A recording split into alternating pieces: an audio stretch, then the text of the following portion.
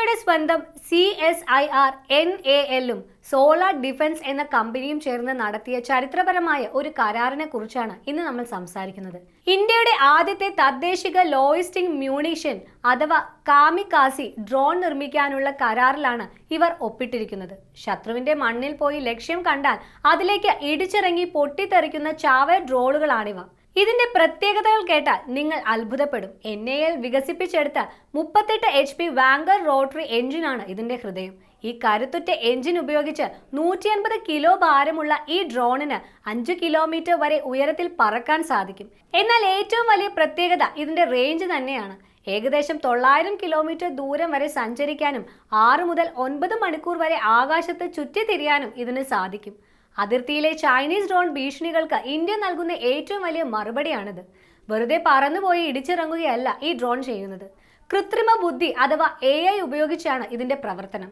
ഇനി ശത്രുക്കൾ GPS jam ചെയ്താൽ പോലും ഇതിനെ വീഴ്ത്താൻ പറ്റില്ല.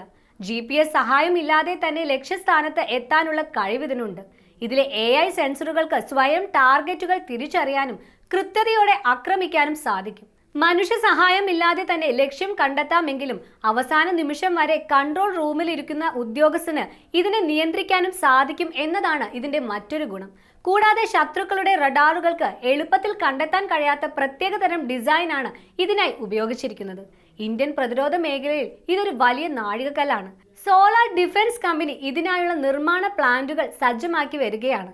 നിർമ്മാണം പൂർത്തിയായാൽ ആദ്യം ഇത് ലഭിക്കുക നമ്മുടെ ആർമിക്കും എയർഫോഴ്സിനുമാണ്. മാത്രമല്ല ഇന്ത്യയുടെ പുതിയ ഡിഫൻസ് പോളിസി പ്രകാരം മറ്റു രാജ്യങ്ങളിലേക്ക് ഇത് കയറ്റുമതി ചെയ്യാനും പദ്ധതിയുണ്ട്. നമ്മുടെ സൈനികരുടെ ജീവൻ പണയം വെക്കാതെ തന്നെ അതിർത്തിക്കപ്പുറമുള്ള ഭീകര കേന്ദ്രങ്ങളെയും ശത്രു താവളങ്ങളെയും തകർക്കാൻ ഇനി ഇന്ത്യക്ക് സാധിക്കും. ശത്രുക്കൾക്ക് മുന്നിൽ ഇന്ത്യയുടെ കരുത്ത് കൂടുകയാണെന്ന് നിസ്സംശയം പറയാം. 100% ഇന്ത്യയിൽ നിർമ്മിക്കുന്ന ഇത്തരം ആയുധങ്ങളെക്കുറിച്ച് നിങ്ങൾക്ക് എന്താണ് തോന്നുന്നത്? ഇത് നമ്മുടെ പ്രതിരോധ മേഖലയെ മാറ്റിമറിക്കുമോ? നിങ്ങളുടെ അഭിപ്രായങ്ങൾ താഴെ കമന്റ് ചെയ്യുക. കൂടുതൽ ഡിഫൻസ് ബിസിനസ് വാർത്തകൾക്കായി മണി ന്യൂസ് മലയാളം സബ്സ്ക്രൈബ് ചെയ്യാൻ മറക്കല്ലേ.